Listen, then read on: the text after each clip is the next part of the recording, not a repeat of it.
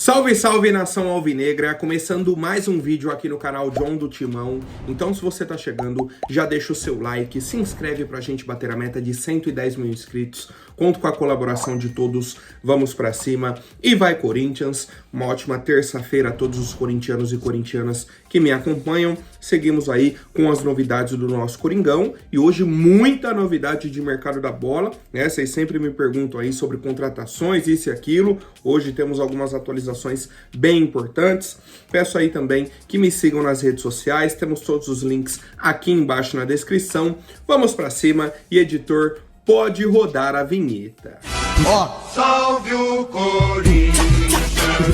Bom, família, Corinthians abriu a venda de ingressos para o jogo de domingo contra o Red Bull Bragantino, né? Hoje aí temos para o pessoal que tem mais de 80 pontos e outras categorias. Aí amanhã abre para quem tem mais de 60 pontos, depois 40, 20, depois todo mundo que é fiel torcedor e depois para quem não tem assinatura do fiel torcedor, né? Seguimos aí sempre essa ordem de vendas de ingressos aí do Corinthians. Pontos extremamente importantes. Já está valendo aí a biometria facial, então não tem como mais comprar ingresso e outra pessoa ir no seu lugar, né? Eles até colocaram lá somente um ingresso por CPF. O jogo é domingo às 19 horas na Neoquímica Arena e já tivemos mais de 80 mil pessoas cadastradas, né, com a biometria facial no site do Fiel Torcedor. Então isso é muito importante para que a gente consiga aí ter um público, né, alto dentro da Neoquímica Arena, um medo que eu particularmente tenho, um receio, principalmente para esse primeiro jogo, o pessoal se adaptando e tudo mais, algumas pessoas ainda com dúvida, né, então assim, precisamos que mais pessoas façam esse cadastro para que a gente continue naquela batida que a gente tinha, né, de todo jogo mais de 40 mil pessoas, né, então assim, vamos lá, torcedor corintiano aí que quiser acompanhar essa partida, os ingressos estão na média de preço, né, que a gente já tinha aí no primeiro semestre e tudo mais, tem uma grande novidade nesse sentido, tá? Bom, família, quero falar agora sobre Edu Gaspar, ex-volante do Corinthians, passagens aí pelo futebol europeu e tudo mais, retornou ao Corinthians, né, encerrou a carreira aqui, e aí se tornou gerente de futebol. Muitos anos aí no Arsenal, nesse cargo e tudo mais. E aí agora ele assumiu o cargo de chefe global de futebol do Nottingham Forest, também da Inglaterra, né? O Arsenal era um clube inglês, Nottingham Forest também. Cara, muito bacana. Primeiramente, parabenizar o Edu Gaspar, um profissional assim de alto nível, trabalhou um bom tempo também na seleção brasileira, né? A gente lembra um pouco ali da época do Tite e tudo mais. Excelente profissional. E por que eu quero falar sobre o Edu Gaspar? Porque é um cara que eu queria no Corinthians, faz muito tempo. Muito tempo mesmo, pelo nível de profissionalismo, né? Pela experiência que ele tem no futebol, em outros clubes, na própria seleção e tudo mais, contatos, possibilidades, tudo isso, né? O networking que o pessoal gosta de falar hoje, é o Edu Gaspar. O Edu Gaspar disse que está empolgado, né, com esse novo capítulo e tudo mais, um projeto grande, que ele quer aí conseguir, né, se alinhar com os objetivos do presidente do Nottingham Forest e tudo mais, e é isso, tá? O Nottingham Forest é um time até tradicional, né, da Inglaterra, que vem aí de momentos bem ruins, um momento de um bom tempo, né, que não tem um protagonismo dentro do futebol inglês, e aí nessa última temporada fez um bom campeonato, terminou aí na 7ª colocação e tal, vai disputar aí a Conference League, então é isso, tá? Então o Edu Gaspar, um cara que a gente já fala sobre ele, né? Não sou exclusivo dessa análise aí sobre o Edu Gaspar, já tem diversos corintianos que falam sobre a atuação dele no futebol, sobre essa possibilidade dele retornar ou não ao Corinthians, e aí tem um ponto muito importante. Quando ele retorna para o Corinthians, né? Quando ele retorna para o Corinthians, depois da volta aí do futebol europeu, ele pega a gestão de renovação e transparência, né? André Sanches, Mário Gobi, Roberto de Andrade. Então ele teve muito esse contato com essas pessoas e talvez por isso, né, que a gente não tem essa facilidade de trazer o Edu Gaspar nesse momento, por exemplo, né? Infelizmente, ele ainda é um cara muito próximo, por exemplo, ao Andrés. E aí não, não, se é próximo ao Andrés eu não quero isso. Não é próximo de ideias políticas. Não, próximo de que quando ele jogou no Corinthians, né, nesse retorno dele, o presidente, quem cuidava ali das coisas era o Andrés. Então tem essa afinidade, tem esse conhecimento. E isso facilita ou dificulta uma negociação, né? Facilita se for com o Andrés, dificulta se não for com o Andrés. Tá? Então, assim, por mais que a gente tenha essa esperança, esse sonho, né? Até sonho aí de ter o Edu Gaspar comandando o futebol do Corinthians, sendo ali um gerente de futebol, por exemplo, hoje o que o Fabinho Soldado faz, o Edu Gaspar poderia fazer, né?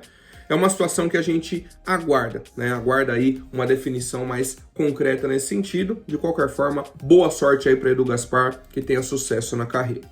Bom, seguindo com as novidades, Breno Bidon, né, comentou um pouco sobre essa semana de treinos do Corinthians, falou sobre o período de férias, que não tiveram jogos, mas que ele acredita que o time descansou bem. Ele falou, agora que voltamos, fizemos bons treinos competitivos, creio que estamos bem preparados para voltar no jogo de domingo contra o Red Bull Bragantino, tá?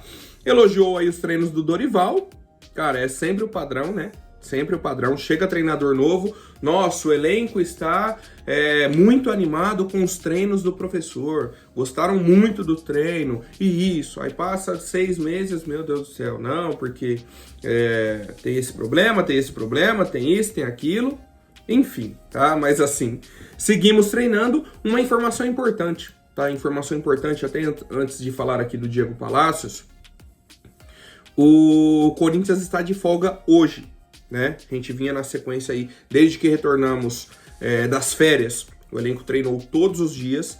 Hoje tem uma folga, aí treina quarta, quinta, sexta, sábado e joga no domingo, tá? Então uma folga hoje para que possam retomar aí mais esses 4 treinos e se prepararem para o jogo de domingo contra o Red Bull Bragantino, certo? Então eu vinha falando, né, o time tava de férias, né, então não precisava de folga, foi eu terminar de falar no dia seguinte, folga.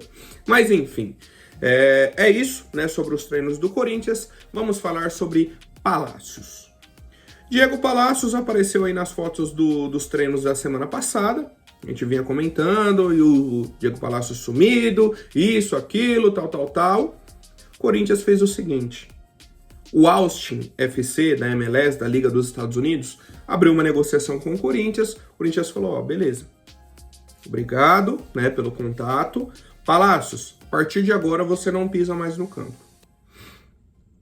A partir de agora você vem para o CT do Corinthians, vai fazer um trabalho de condicionamento físico na academia e um trabalho específico com os fisioterapeutas. Você não pisa mais em campo com os demais atletas. Não pega colete, nada. O Corinthians simplesmente tirou o Palacios dos treinos. E aí a justificativa, né? A justificativa é para que ele não tenha nenhum problema físico, né? Que impeça a transferência. Isso já aconteceu em outros momentos. Em outras situações, jogadores que foram negociados, o time não relaciona mais para os jogos, é algo até que natural. A questão é que, por se tratar do Palacios, a gente já fica com o pé atrás, né? Um cara que em 2 anos tem 2, 3 jogos pelo Corinthians, é difícil. E sem nenhuma explicação, né? Esse é o principal ponto. Nenhuma explicação, nada, ninguém fala sobre o cara. É um assunto que eles jogaram a poeira para baixo do tapete, pisou no tapete e acabou, né? Então, assim, Palacios está só na academia e o Corinthians aguarda nessa concretização de negociação com o Austin. Já falamos aqui, né? O modelo, uma proposta de empréstimo, e o Corinthians vai seguir pagando direitos de imagem e luvas.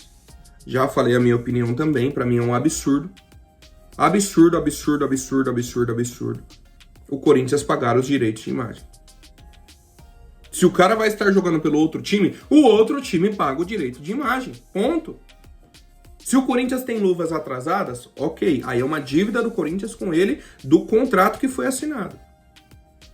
Mas direito de imagem não tem como, cara. Não tem como, tá? Mas enfim, a gente segue aí aguardando, né, esses últimos detalhes da negociação do Diego Palacios com o Austin FC. E é isso, qualquer novidade eu trago para o torcedor corintiano. Bom, família, vou compartilhar minha tela agora com vocês para mostrar o site da Inplay.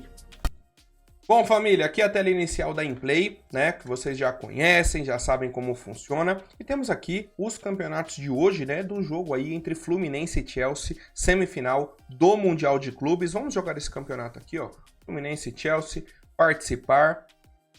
10 perguntinhas pra gente aí, 6 chutes no gol no primeiro tempo, que não. É um jogo mais estudado, né, a gente viu o jogo aí principalmente de Palmeiras e Chelsea. 4 impedimentos no jogo? Possível, viu? Possível. 5 cartões amarelos no jogo? O jogo Palmeiras e Chelsea foi mais pegado, né? Tivemos um número até alto aí de cartões. 5 cartões? E sim. 3 cartões amarelos pro Chelsea no primeiro tempo? Não, aí é muita coisa. 40% de posse de bola pro Fluminense no primeiro tempo? Teremos. 11 faltas pro Fluminense no jogo. 11 é um número alto, hein? Caramba. E não. 7 escanteios do Fluminense no jogo? Não, também. 7 escanteios do Chelsea no jogo? Sim. 2 gols do Chelsea no primeiro tempo? Caramba, acho que não. Gol do Hércules no jogo? Aí, o Hércules que vem aí de 2 gols, né? Mas acredito que não, tá? Então é isso, família. 10 perguntas bem rápido aí para vocês participarem dos campeonatos da Inplay.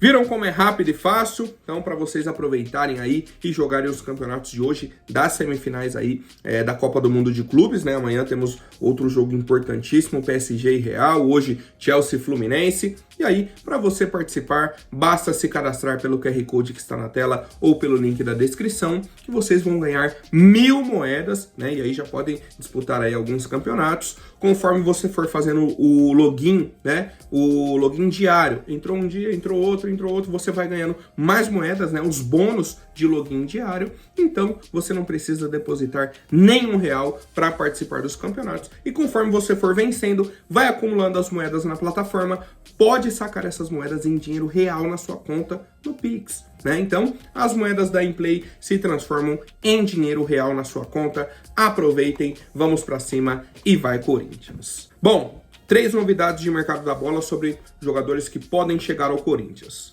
Primeiro deles, Carlos Vinícius, a gente já vem falando sobre ele há algum tempo. Centroavante canhoto, está aí livre no mercado. O Marco Belo trouxe o seguinte: desde sexta-feira, o Corinthians não conversou mais com o staff do Carlos Vinícius. Então, aquilo que a gente falou ali sexta, sábado, né, no final de semana, não tivemos atualizações. Ele aceitou assinar o contrato sem nenhuma luva, né, sem luvas, sem que o Corinthians pague um valor a mais para ele. Aceitou reduzir o contrato, recusou outras propostas, conversou com o André Ramalho, tudo isso que a gente já vem falando, né, há alguns dias. Reduziu o salário, isso e aquilo, ele quer fechar com o Corinthians de qualquer jeito. Outra novidade importante, ele chega aqui no Brasil na segunda-feira, depois do jogo de Corinthians e Red Bull Bragantino. E aí o staff dele tá tentando, né, acelerar esse processo para que, quando ele chegue na segunda-feira, já seja, né, para fazer exames e assinar o contrato. Eles querem isso.